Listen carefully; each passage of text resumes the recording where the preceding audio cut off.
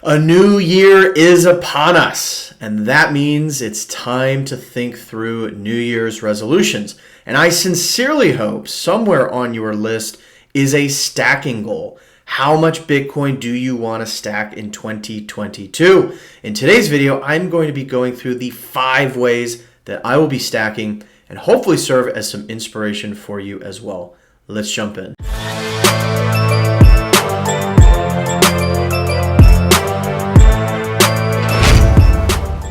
Welcome back to another video. My name is Ian Major. I'm an entrepreneur, Bitcoin pleb, and all-around raging capitalist. And yes, we are days away from a brand new year. And the purpose of this video is to hopefully challenge and inspire you to do 2 things. One is come up with an actual stacking goal. Like, how much Bitcoin do you want to accumulate in 2022? As we know with all realms of life, having a goal that you kind of write down and mentally commit to will increase your probability of achieving that. And the second piece is hopefully to inspire you on some of the different ways that you can stack sats, many of which you may already be doing, some of which maybe you are not. Similar to how it's a good thing to have diversified sort of income streams, I also think it's good to have different ways to stack sats as well. Now, a lot of people right now are asking the question, well, what about the halving cycle? Is it broken? Is it just extended? And I recently did a video with my own sort of thinking on that I will link in the description down below. I think it's going to be extended, but then I also think we will not quite see the extremes that we've seen in prior cycles. It'll be a little bit more muted, but I do think we will see another sort of full cycle before, ultimately the super cycle maybe in a few years' time. That's just my hypothesis. But regardless of what you could possibly think about the halving cycle, we return to one very simple truth. 1 Bitcoin equals 1 Bitcoin. 1,000 sats equals 1,000 sats. That is the exchange ratio that matters the most.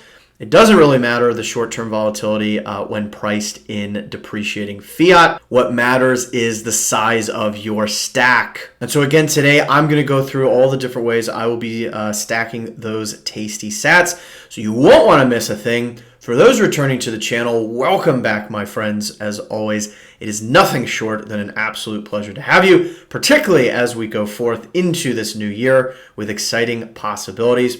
And for those new to the channel, I welcome you as well. I know there are many of you, in fact, about 80% of you watching right this very moment are not currently subscribed. And so if you like this content, I invite you to consider subscribing and join us in our growing and merry gang in cyberspace. I cover all manner of Bitcoin-related content, including wallet tutorials, running your own node, mining, DeFi on Bitcoin, the Lightning Network, news analysis. You want it, I cover it. That is how this channel works. All things Bitcoin. But with all that out of the way, let's go ahead and jump into the different ways that I will be stacking sats in 2022.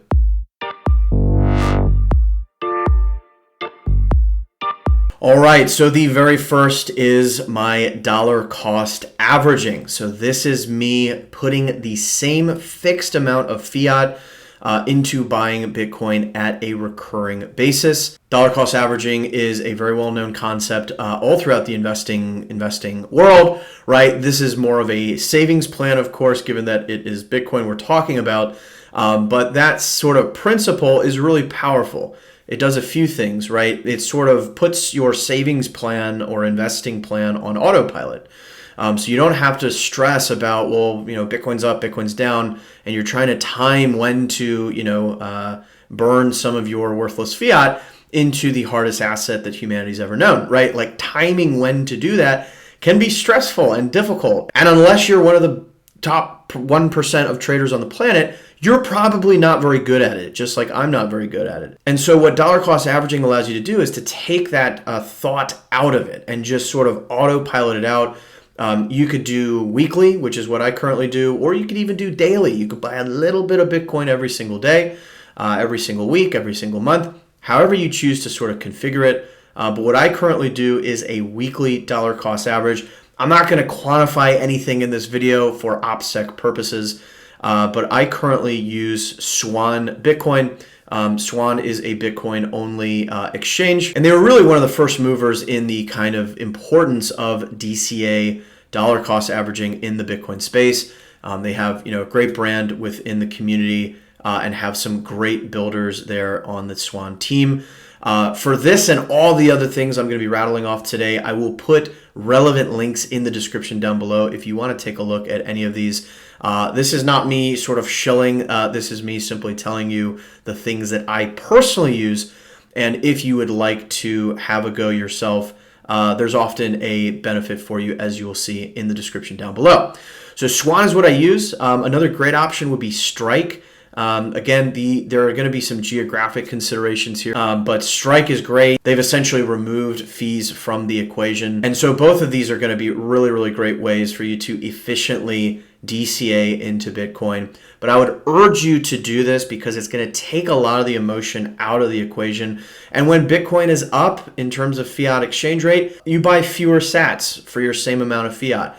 When it's down, you buy more sats, and it's a great day, right? And so the DCA army really is where it's at. Like, these are the hodlers of last resort that just do not care what the exchange rate is. We're going to buy, knowing that there's only one way this goes in the long run. So that's dollar cost averaging. The next way that I am stacking sats is through the Fold cashback card. I was very early in using Fold. I currently use their debit card, which basically gives you Bitcoin as cashback whenever you make a everyday purchase. I have definitely found the economics favor getting the premium card. So this is the premium card. They have two tiers, one without an annual fee, one with the annual fee. The one with the annual fee, of course, carries bigger sort of benefits in the cashback. And I have found that, at least in my experience over the last really year plus, that has been more than worth it. So if you go with Fold, I would definitely recommend going with the premium offering. That being said, there's of course a lot of other cards out on the market now. You've got Gemini and other exchanges that have done their own cards. You've got BlockFi. You've got more and more cases, and there's going to be even more options as we go forward. And so I'm not claiming to have the sort of engineered best rate of reward you can get with the Fold card. And so that might be a good topic for a future video. Let me know if you'd like to see something like that, sort of a comparison across some of these different card products out in the market. But suffice it to say, you should absolutely have this method in your toolkit. If you're not stacking sats as cashback for everyday purchases that you're anyways already making, you are making a humongous mistake. Some people will say, well, like I get an even better fiat cashback, and so I can then pump that right into Bitcoin. You might be right, but in my experience, the vast majority of people who say that don't actually follow through as consistently as they would like in putting those cashback, like those fiat cashback rewards into Bitcoin. And so I think something like Fold or another such card where you're getting Bitcoin back for something you're anyways already doing has to be a tool in your arsenal. Otherwise, you're leaving precious sats on the table, and ain't nobody got time for that. Another excellent tool is Lolli, so sort of related to this category. Lolli has really grown quite rapidly over the last year, and not surprisingly, so this is basically a browser extension that allows you to, for situations where you're buying from a merchant that they partner with, you can get just straight up cashback from Lolli. So again, depends on the merchant you're using. But as you can see from their website, they've got a lot of well-known, big popular merchants. And so this is another great way to earn some sats for something you're anyways already doing, right? Buying different goods and services with your fiat. So that's category number 2. Method number 3 is earning interest on a small portion of my Bitcoin stack. Now, this one can be a bit controversial. I think there's a lot of pros and cons related to this category. But what I personally use is Celsius. I have found Celsius to be quite good. I know there have been cases with something like BlockFi that a lot of people have frowned upon. I think BlockFi has some sketchy ethics as far as I'm sort of aware, but again, can't personally attest to that. There's also good things I've heard about Nexo, and there's other sort of providers, right, where you deposit some of your Bitcoin and you earn Bitcoin as interest, right? And these interest rates are more or less market set, or they're at least far less manipulated than the interest rate you're getting on your fiat, useless melting ice cube in your commercial bank account. So you might think, well, like, great, why would I not do this, right? Why would I not earn additional Bitcoin for, my Bitcoin that's just anyways going to sit there? And there's a few things to think about, right? There's definitely risks with depositing Bitcoin on any third party, right? And that includes exchanges, that includes service providers such as Celsius, such as BlockFi, such as Nexo, and others. And so the mantra, not your keys, not your coins, is critical to remember. I personally think you should not be putting more than you would be willing to lose, right? And that may seem extreme, but like, I think a lot of newcomers to the space have sort of forgotten past episodes like Mt. Gox, but it doesn't even have to be Mt. Gox. There have been many, many others along the way, kind of lesser known examples where folks have lost their Bitcoin, right? I'm not saying Celsius or any of them are kind of at risk of that happening, but again, don't simply blindly trust these entities with your precious Bitcoin. And so that's why for myself, I use a portion of my stack, usually no more than a fourth, in one of these platforms. And again, you may have a different risk tolerance than I do. That is sort of where I kind of draw the line. But I really would advocate against putting kind of all or most even of your stack in one of these platforms, unless you've got the stomach for it. But it is nonetheless a great way to earn some additional Bitcoin. The other thing you should be aware of as well when doing this is that you may actually be pushing against your own objectives. If your objective is to see the fiat exchange rate go as high as possible, and that is because, think about what you're doing. You're depositing Bitcoin with a platform such as Celsius, and what are they doing with it? Well, there's a borrower on the other side of my lending of the Bitcoin. I lend Bitcoin to Celsius. Celsius is lending it out to some borrower. Guess who those borrowers probably are? They're probably traders and institutions that could be shorting Bitcoin, right? How do you short Bitcoin? You have to first borrow it, sell it on the market, and then you hope that the price goes down such that you can buy it back later and close your trade at a profit. Now, of course, that's not necessarily the only use of borrowing Bitcoin currently, but it is probably the most prominent one. And so just be advised that that is something you're contributing to by putting your Bitcoin deposits with one of these entities. There's also the concept of rehypothecation, which means that what I have sort of deposited with an entity like this gets relent out and relent out and relent out in this string. And that is kind of how the fractionalized reserve system that we currently have in the fiat world operates and generates cash out of thin air. And so there's definitely risks and cons to using Celsius or any of these, categorically. But if you are going to do it, again, I have personally found good success with Celsius. And I would definitely suggest not putting, the majority of your stack on there. But that is, of course, up to you, my friend. The fourth way I am stacking sats is through stacking stacks. Now, what does this mean? Some of you may have seen a couple of the videos I've done previously around DeFi on Bitcoin. So some of the different ways that folks are trying to bring additional utility and functionality to Bitcoin, right? You've got Bitcoin, the absolutely rock solid monetary settlement layer. And then you've got kind of additional decentralized finance use cases that can be built on top of or around it. But one of the ecosystems I've become most favorable on is Stacks. So Stacks is a layer 1 blockchain in and of itself that anchors into Bitcoin through this proof of transfer consensus mechanism. And so in a way, it essentially recycles Bitcoin's proof of work. And what happens is you have Stacks miners who are spending Bitcoin in order to potentially earn the right to write the next block on the Stacks blockchain. And so meanwhile, holders of the standalone Stacks token can stack, I guess it's similar to staking, right? But can stack their stacks in order to earn that Bitcoin that's being spent by the miners. And so you have this very interesting kind of symbiosis happening. Clarity, which is a smart contract language within the Stacks ecosystem, can read Bitcoin state. So it can read the state of the Bitcoin blockchain. And so you could have, Bitcoin transactions, native Bitcoin transactions that serve as triggers for smart contracts within Stacks. Very, very interesting stuff.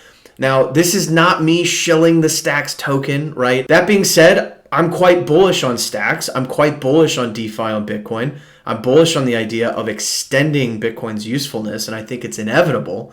I think the question is only how will that happen? Will it be something like Sovereign and the RSK sidechain, which has a ton of merit in its own right? Will it be something like Stacks, which has very different trade-offs? And so a very tiny portion of my sort of overall stack is in what I would label as a speculative, asset that is the Stacks token, right? And for me, this is similar to like investing in a tech stock. I would never make the mistake of equating it to Bitcoin and money, but for me, it is a speculative investment that happens to earn me Bitcoin while I hold it. Not a bad deal. So that's all I'll say on that one. And then the fifth and final way that I will be stacking sats in the new year is through mining. And so a couple buddies of mine and I have gone in on a few ASICs through Compass Mining. I've done a whole video on Compass Mining and some of the pros and cons in relation to hosted mining versus at-home mining. And so I'll link that in the description down below as well. But hopefully these machines will come online, end of Feb, early March. I know Compass has been dealing with some delays and some customer complaints. So, full transparency. Again, this is not me shilling any of these things. All of these things have, merit and things that can go wrong. But fingers crossed that we won't face any delays. And that will be up and running with a few machines that will get going. Now we've gone this route, i.e., hosting our machines with Compass, mostly because none of us really have quite a suitable kind of place at home to do this.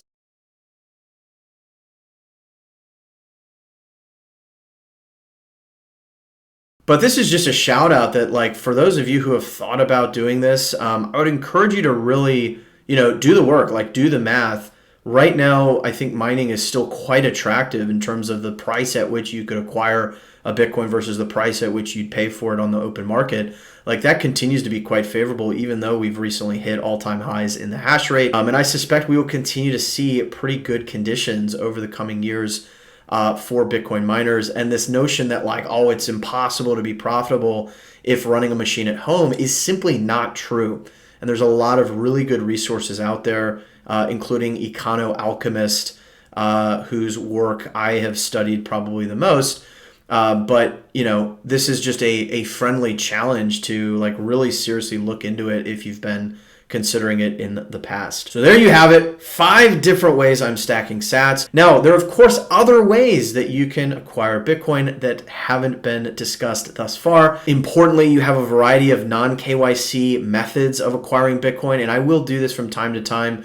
I'll sort of periodically pause my dollar cost averaging and instead maybe grab some Bitcoin on from something like Bisq in the case that maybe Bitcoin is taking a fall. And so I want to just kind of go a little bit more lump sum in and grab some non-KYC Bitcoin from something like Bisq. You also have certain ATMs that support no KYC. I've done videos on both of those methods. Of course, you could sell goods and services in exchange for Bitcoin. I will occasionally do kind of a little consulting engagement. And of course, I accept Bitcoin for that. If you're running a full Bitcoin node and Lightning node, you could set your Lightning node up as a routing node. And earn probably a few sats a day by doing that.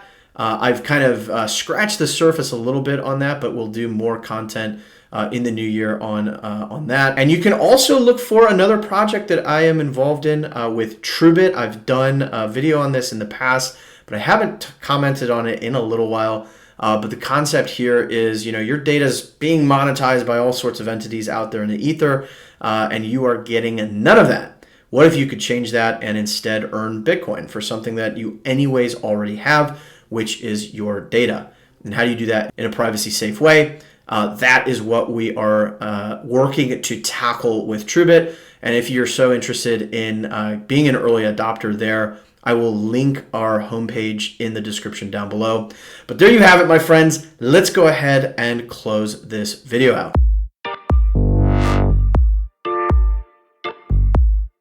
All right, so there you have it, my friends. Again, the purpose of this video was really to just kind of hopefully inspire you to make a goal. Like, what is that number? How many sats? How much of a Bitcoin? Whatever, however you want to track or measure that, but have some stated quantified goal. We know that that is the best way to actually achieve your objectives. And secondly, hopefully give you some ideas. Maybe you're using a couple of those methods we discussed and not others. And if not, like, is there a particular reason? And so it's really just to challenge you to think about all the ways that you're stacking sats and whether some ways could be added or maybe cut in order to make the most sense for you. But we'll go ahead and leave this video here. I'm curious to hear what you think. What are some of the methods you're using? Again, OPSEC. Keep OPSEC in mind if you do respond. But I'm curious to hear what you think. Curious to hear if there are other methods you'd like to see future videos on. Let me know in the comments down below. But for now, we'll go ahead and leave this here. I hope you found this valuable and useful. If you did, you already know what to do. Give this video a like. But for now, my friends, I wish you a very happy new year. I will be back in force in the new year, going back to the more 2 times a week sort of cadence with these videos. I've been a little bit negligent with the holidays and such this week and last, but I am really excited at what's ahead of us, my friends. I'm thrilled you've come along for the journey, and as always, every sat counts. And until next time, I'll see you then.